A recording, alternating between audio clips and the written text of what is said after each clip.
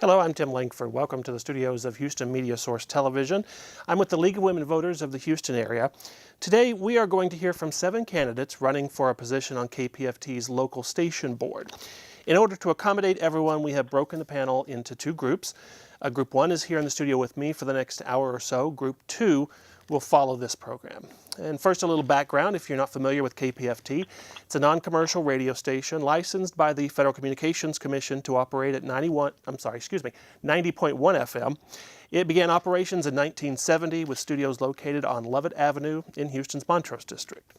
California-based Pacifica Foundation owns KPFT, but programming and business decisions are made at the local level, hence the need for a local station board.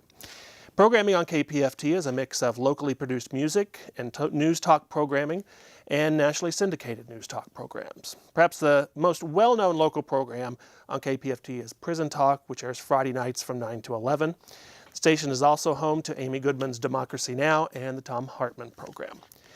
Now we'll go down to the ground rules. The candidates are seated in the order they will be asked questions, moving in a clockwise manner from left to right. A random drawing was done to determine the lineup, and that was done on Friday using the random list generator at random.org. Each candidate will have an opportunity for a 1-minute opening statement, and then we will begin the questioning. Each candidate will have 1 minute to answer the question posed to them, and each of the remaining candidates will be given 30 seconds to respond. The original candidate will then be given 1 minute to make a final rebuttal. We will continue in a round-robin manner until all 4 candidates have been given the opportunity to answer 2 questions. Then they will give a closing statement of 1 minute each. It's important to note that the views and opinions expressed here are those of the candidates and do not reflect the views of KPFT. The League of Women Voters, as sponsor of the debate, should not be seen as endorsing any candidate for the position on the board. All right, let's start with Darelle Robbins. Darelle is a registered nurse here in Houston. She is an active KPFT member supporter and has served on the board before. So I'll give you 1 minute to make your opening statement. Okay, thank you. Hello, everybody.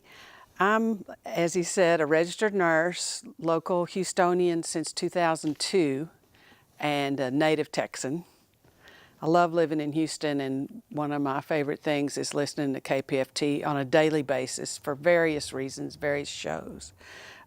I've been on the board before, and I was part of several successful fundraisers that we've had, and I enjoy doing fundraisers and also the outreach when you have a table at an event somewhere like at Discovery Green. So usually we get so many people that love KPFT coming up to us. The challenge is let's get some more listeners who can learn the value of KPFT and become supporters. Okay. Was right about a minute. Thank you. Thank you. All right. Bill Croiser is up next. He is a political activist and a retired engineer. He has served on both the local station board at KPFT, currently serving on the local station board at KPFT, and also the Pacifica National Board.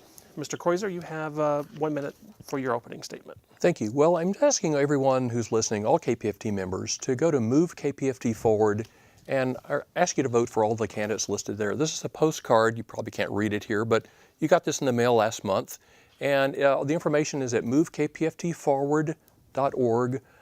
We have 9 really excellent candidates. I mean, I'm one of them, but you don't have to vote for me number 1, but I'm asking you to vote for all of them.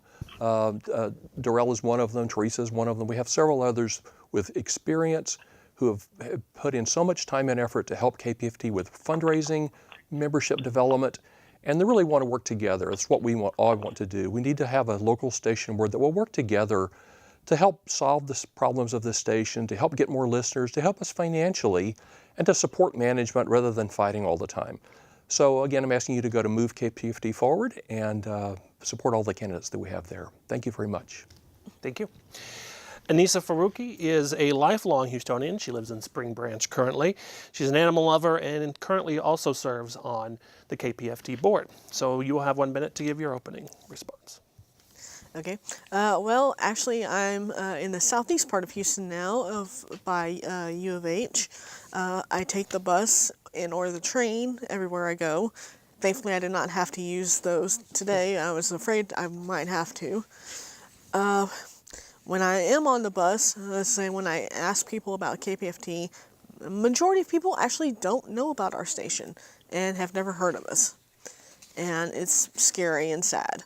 I honestly don't know about the Move KPFT Forward crowd, but apparently I ticked somebody off because I didn't get my picture on there. But I am a practicing pagan, and I'm second generation Pakistani, and this is my second time on the board, and I hope they like me. All right. And finally, Teresa Allen is joining us by telephone. Miss Allen, I did not get a chance to get your little bit of your background. If you could give me it just in about 10 words. I have a BS in Education Library Science, and I've worked in Parks and Recreation Administration and credit, and I have served on the national board and the local board. Okay, perfect. I'm going to give you now 1 minute to make your opening statement. All right. I'm a Unitarian Universalist, and one time I was listening to a member of First Unitarian Church in Portland, and she said, I serve on the board of this church to deepen my spirituality. And while I expect no mystical experience while serving on the board of KPFT, I do expect, while I consider it my responsibility to preserve this valuable community resource, this media outlet, I expect the experience to be fulfilling and to be civil. I have contributed in the past to supporting over 200 affiliates across the United States and the world that are affiliates of Pacifica Radio Foundation, and they need us and we need them. And that's what I would like to participate in. All right. Thank you very much. All right, let's move on to the question and answer session now. The order of the questions were randomly generated from a list provided by the Pacifica Foundation and chosen using the random list generator at random.org. Ms. Robbins, you're up first. Your first question is about community advisory boards.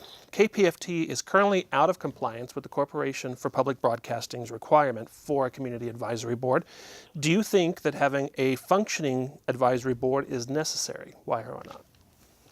This is a good question. I was glad that it was on my homework because I looked up, first of all, Corporation for Public Broadcasting.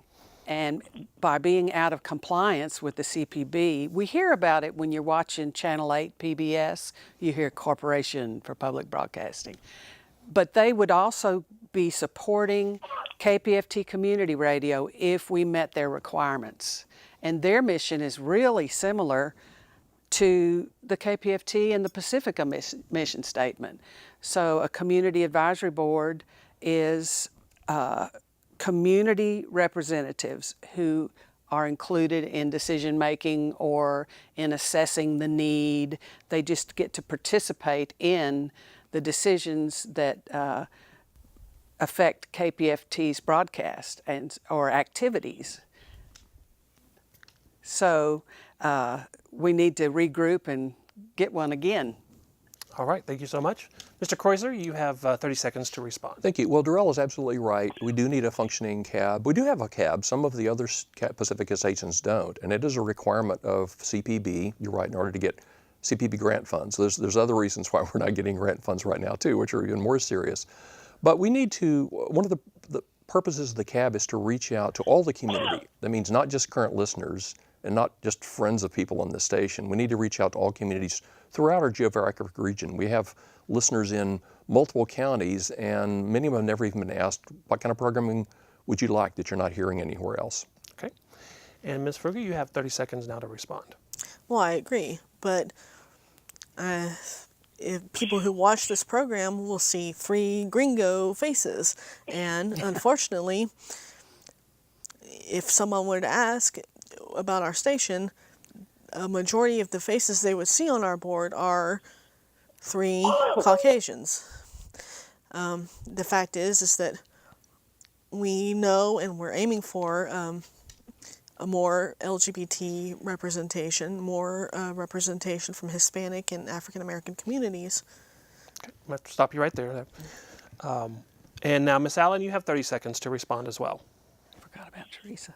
I have supported the Community Advisory Board when Drew Dobbins-Beck was its chair and several others succeeding him. I think that our biggest problem is that we should not make the service on the cab so complicated. It doesn't have to be complicated. You just need to hold your meetings, conduct your business, do what their responsibility is, ascertainment, and take the minutes and post the minutes and post the meetings. It's not that complicated. All right, thank you very much. And now you have 1 minute for a final response. Well, I'm glad we do have a CAB, and so it's the other sister stations that need to assemble theirs. So we can set a good example because we have done it. And I totally agree with what you're saying, Anisa, about having a diverse representation on the Community Advisory Board.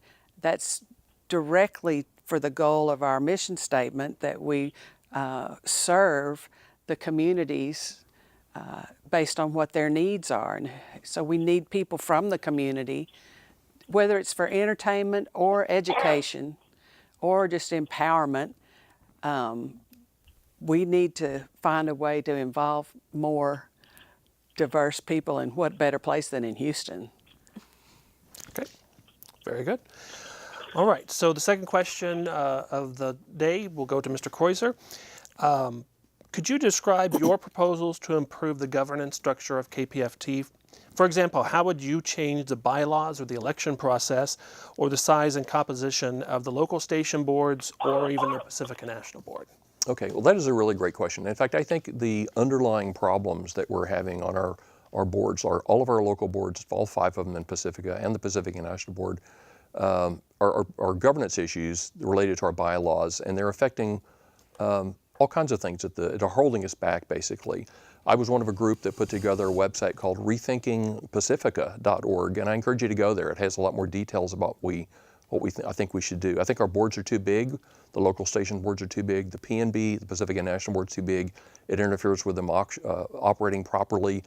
And we have just, the bylaws were put together with really good intentions by a lot of people. I know many of them, but most of the people I've talked to who worked on them have admitted they were a failure, and they have created so much chaos. We have dysfunctional boards at every station. The national board is dysfunctional. I'm on it, I know it. And all it takes is a few people who want to talk all the time, and maybe they have good intentions, but they can just grind things to a halt. And it's so hard. We should be helping the stations. The local boards and the national should be helping the stations and supporting management, holding them accountable, but helping them do what they need to do to have great programming. Great, thank you. You have 30 seconds to respond. Well, I'm not much into the business community, so I don't know, as far as an average board, how many people, are nice and safe to have. As far as we might be too big, but I think a lot of our conflict stems with how certain bylaws are written, and I mean, our main thing is if you want to change the telephonic one, we'll have to get a meeting and find a way to compromise. Okay. Ms. Allen, you have 30 seconds now. Thank you very much. I agree to some degree to what Bill says, but I think that part of the problem is that we have had some problem people on the board, and we have not been efficient at dealing with them. Sadly, the emphasis has been on parliamentary procedure, so there's just a lot of posturing rather than, I think, constructively helping the station. All right. Thank you very much. And Ms. Robbins, you have now 30 seconds. And so the question is, how do we go from a dysfunctional group of people that are supposed to be the board and become a healthy working together group of people who can actually accomplish things. And compromise, like you said, is so important. You know, you got to have a meeting and then have everyone have a chance to talk and then compromise if you have to get things done. So that's the key. Okay.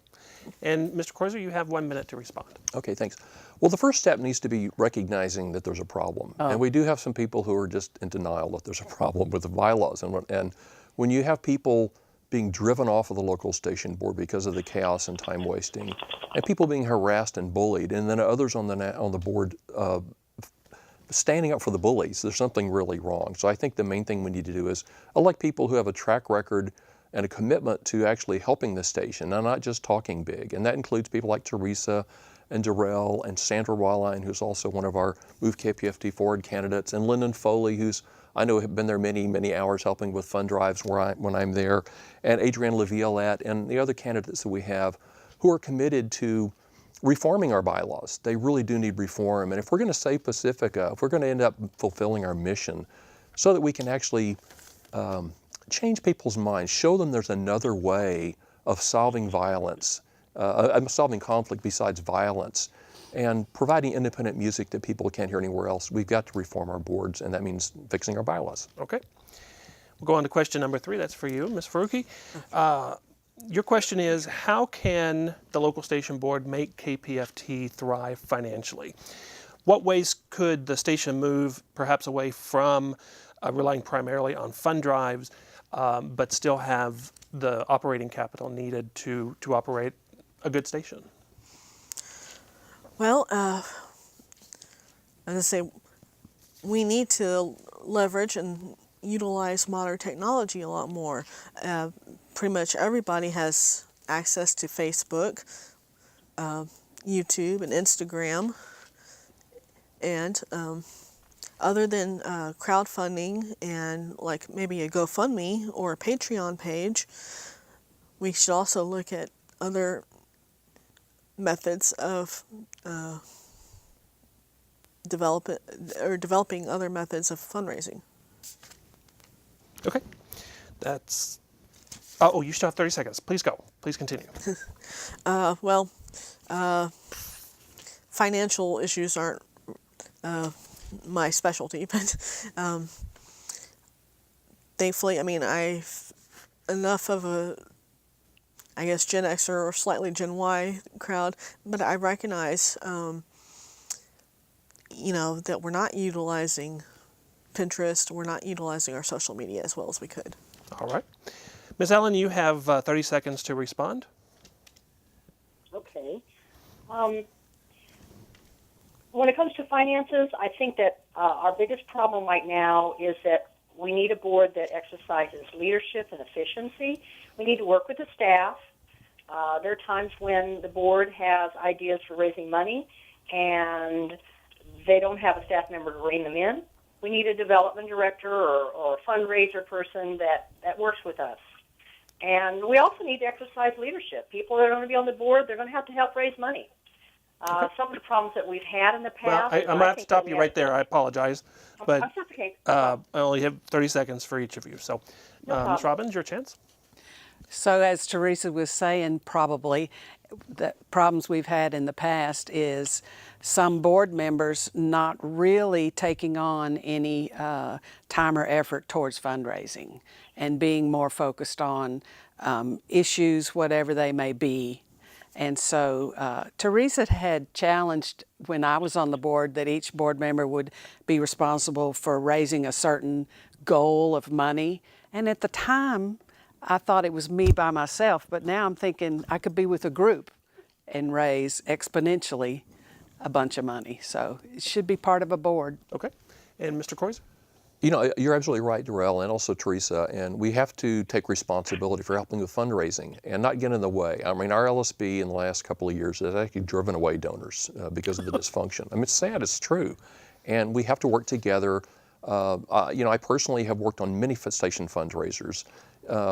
Board members don't have to donate themselves individually. I'm a sustainer. I encourage all of you to be a sustainer and donate monthly. But you can also just volunteer fund drives. I do that all the time. Every fund drive I'm up there many days answering phones. And it's easy. And as you were saying, Darelle, you can work with the other people on the board for fundraising, but we've got to fix our finances. Okay, wonderful. And Ms. Faruqui, you have now a minute to respond to their responses. Well, these are wonderful responses, and it's true. I personally can't financially donate. I'm not in a position to, but I do go up and, like Bill, I volunteer. And I was to say, we have great food and good coffee, and everybody should come up and volunteer.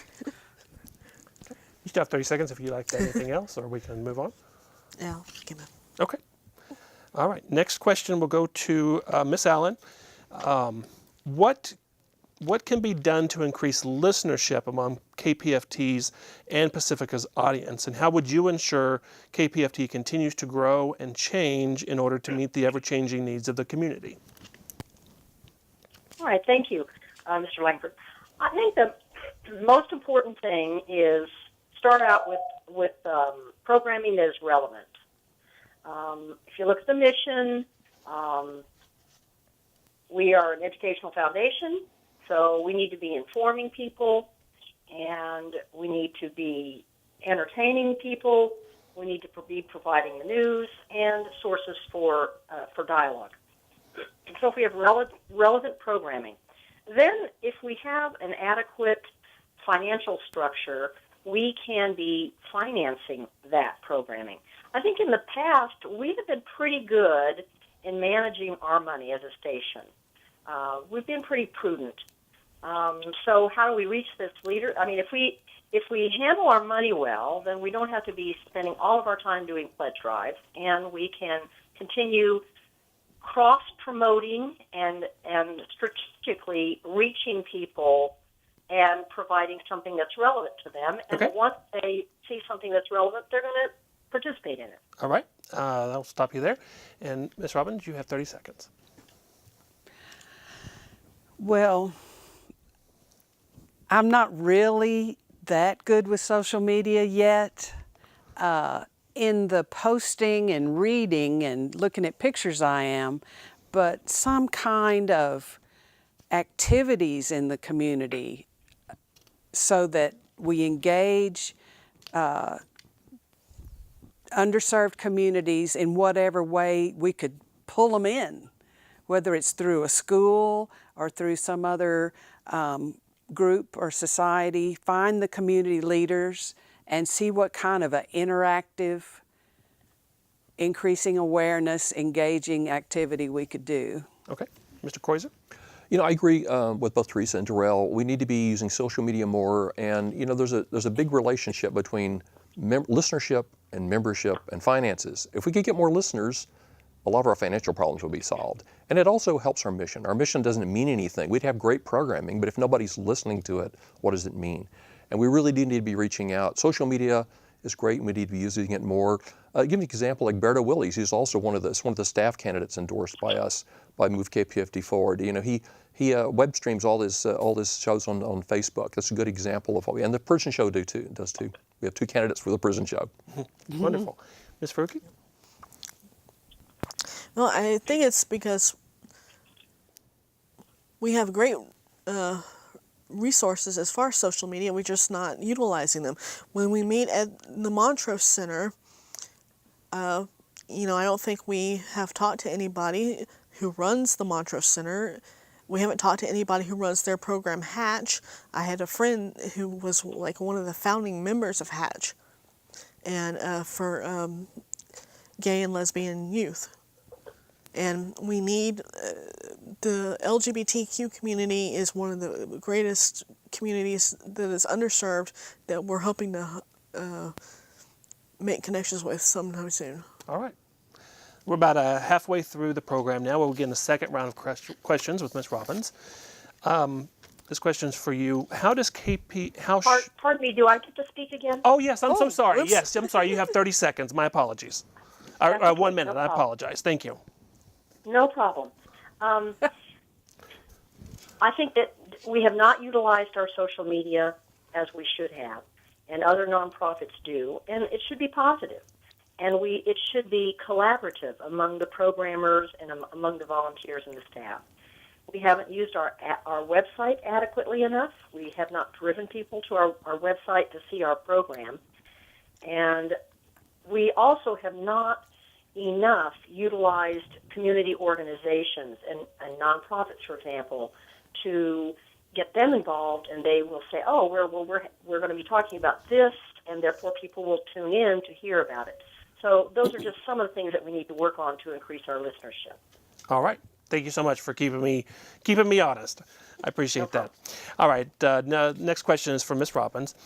How does KPFT evaluate the programs and make decisions to change, such as add or remove programs? And do you think that this process can be improved? And who should decide which programs should be on the air or taken off?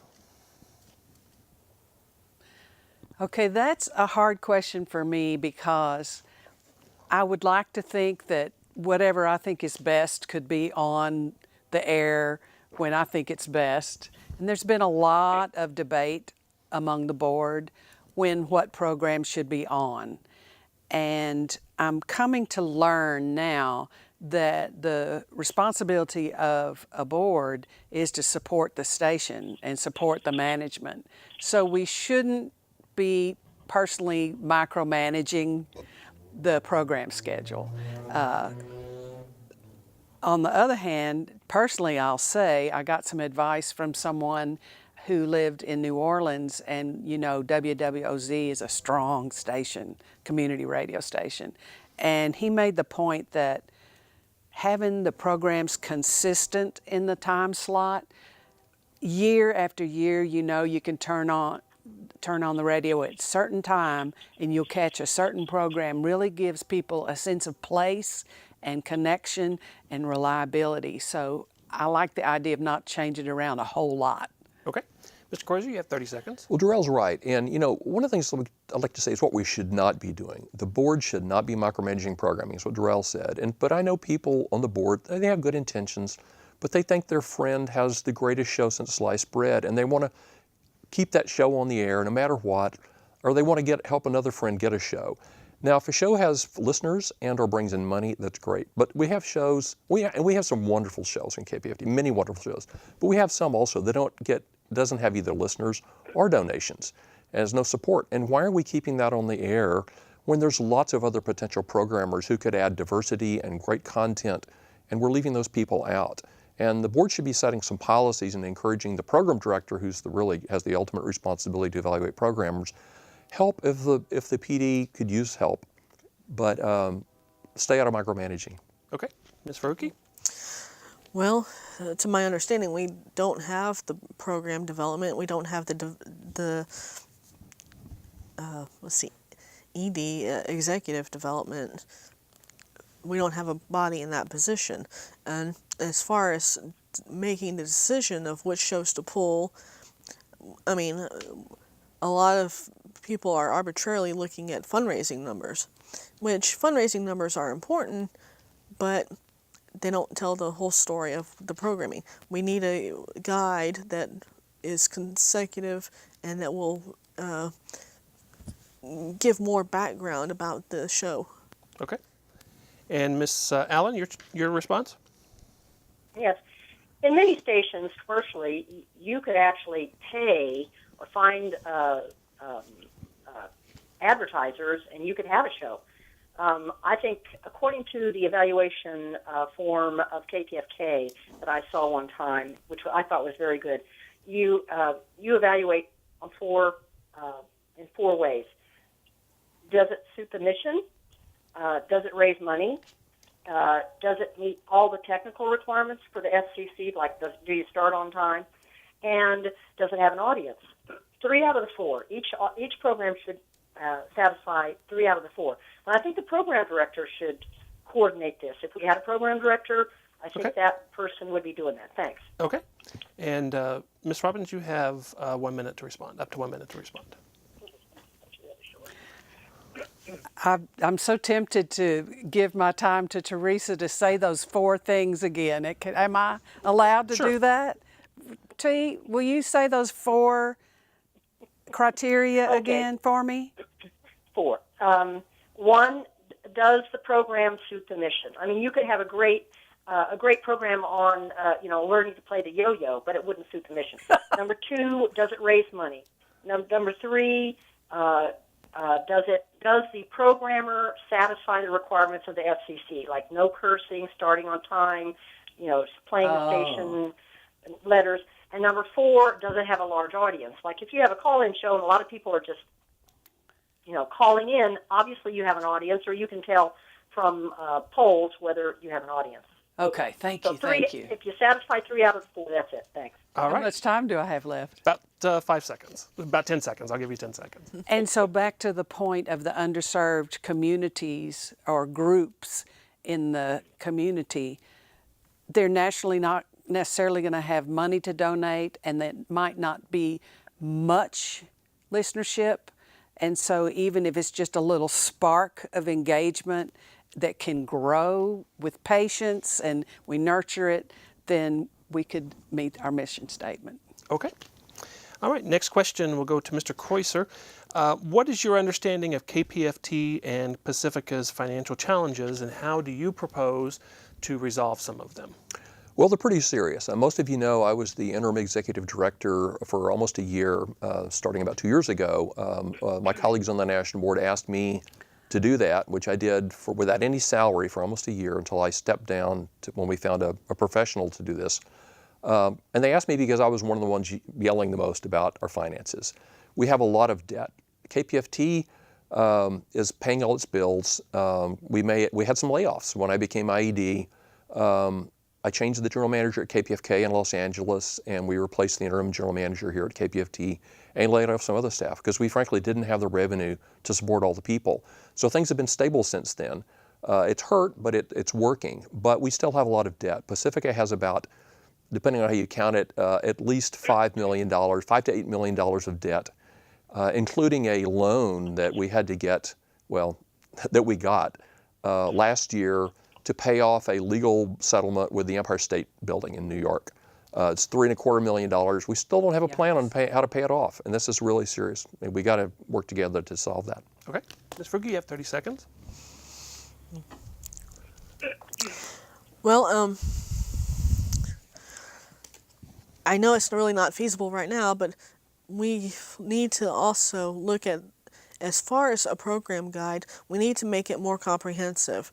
And our new general manager at the time, Don, he's doing a really good job, and he's hopefully working on streamlining and block programming our programs so that we can build an audience that gets comfortable. As far as fundraising, unfortunately, a lot of people don't remember, we're looking at college students who don't have a lot of income. Okay. And Ms. Allen? I think, yes, the financial issue is the biggest problem. I think that we have not been very efficient when it comes to raising money. I see we're almost constantly forgetting about big donors and we're not being thinking big enough.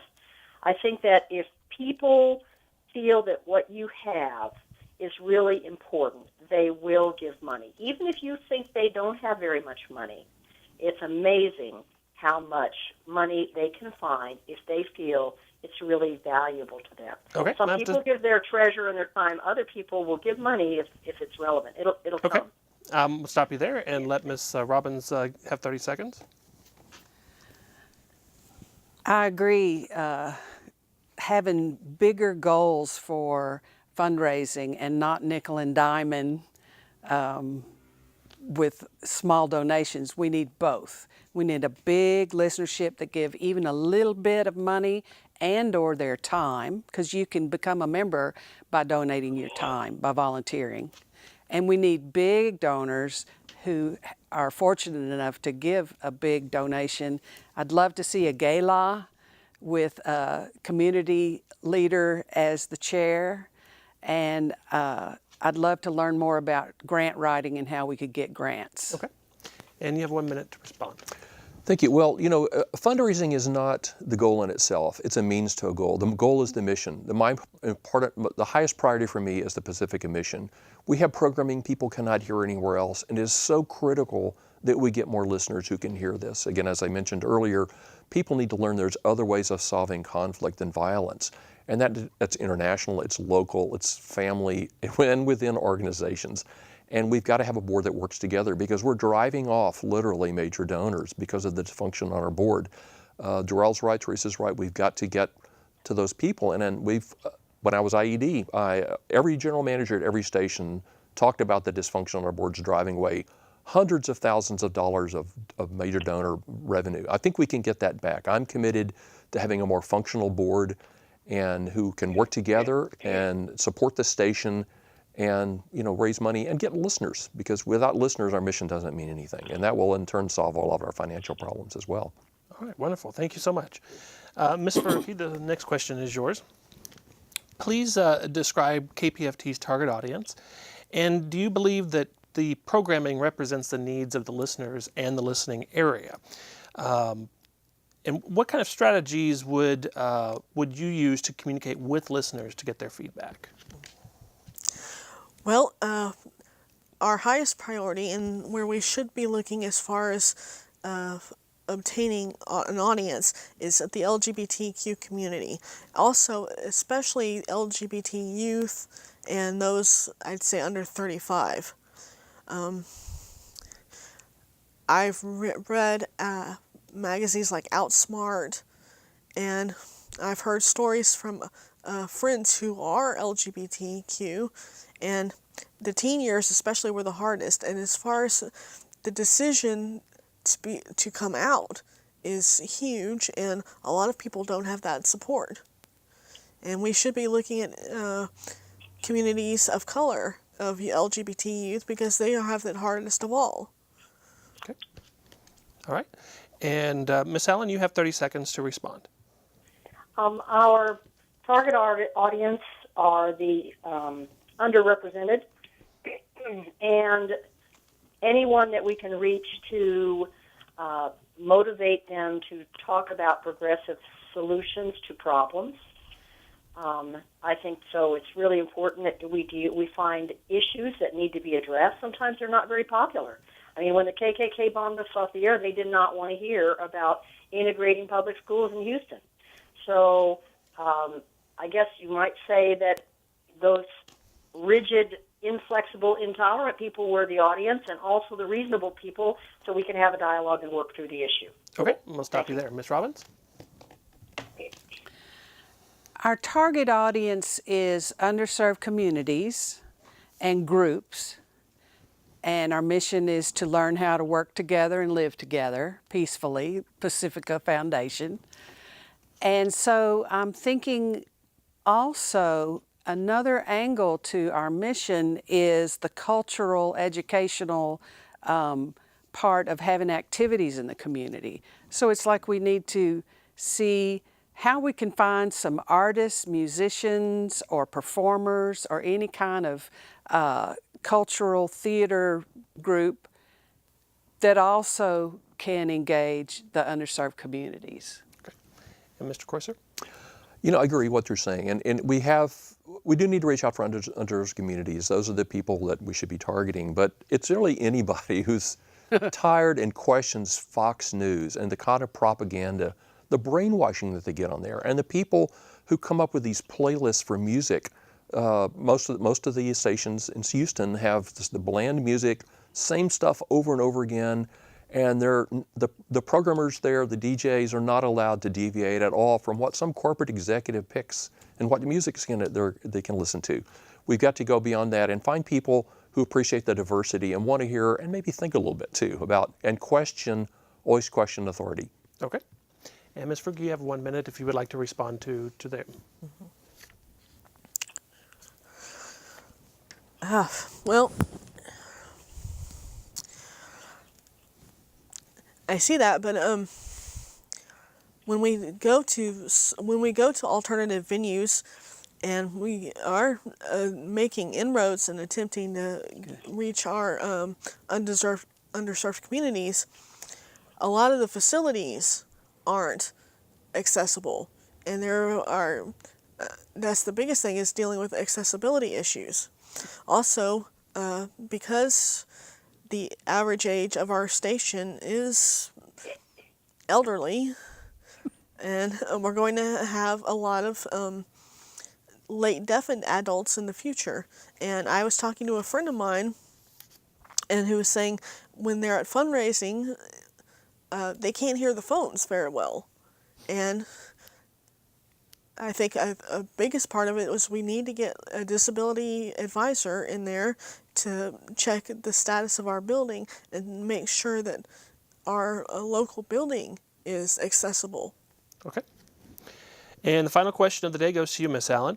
What should Pacifica's National Board primary roles and responsibilities be as it relates to KPFT? Who should be on this board, and how would this board be created? Okay. Well, the National Board right now, thank you for that question. I've served on the National Board, and I think the most important thing is that that these people look at the big picture. Right now, our board has representatives from each of the local station boards, and there's some politics going on there. I think that we need to make some changes to our bylaws. And I'm hearing some background music, so I'm sorry about that.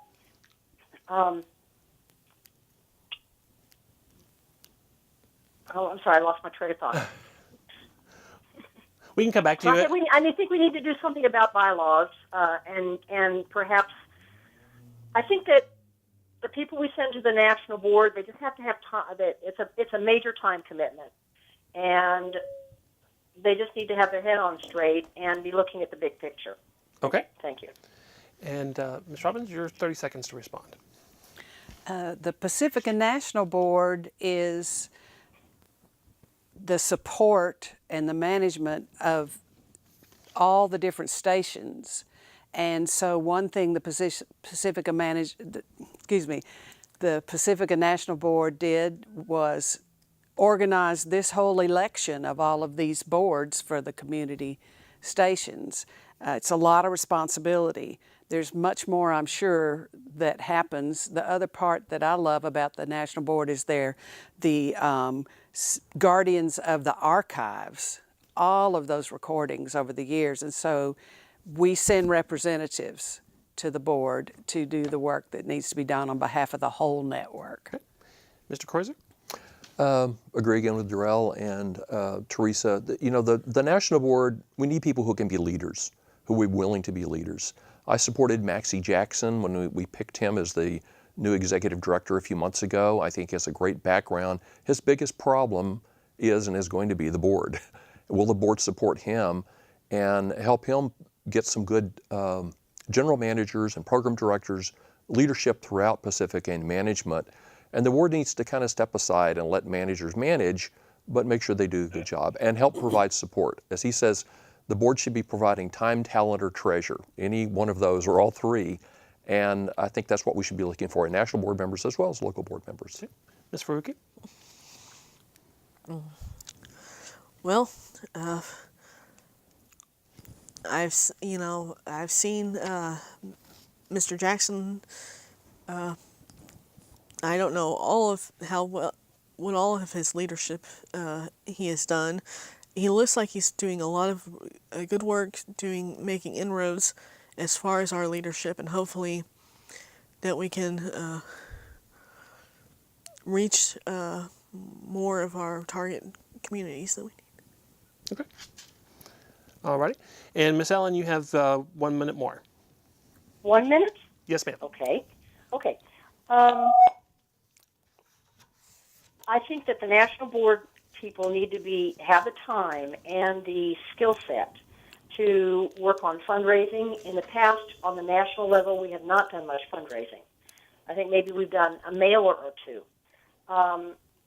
We need to let the staff on the national level provide the guidance and at times rein in the stations when they need assistance and they're not concentrating on their responsibilities. There are times when we haven't had general managers, for example, or we've had general managers that got us into debt and didn't manage properly.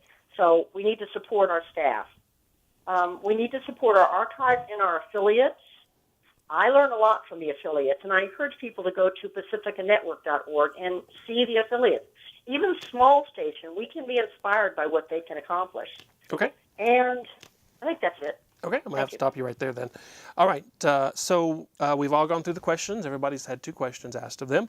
Now you'll be given 1 minute to make a closing statement. Ms. Robbins, we'll begin with you. Okay, thank you.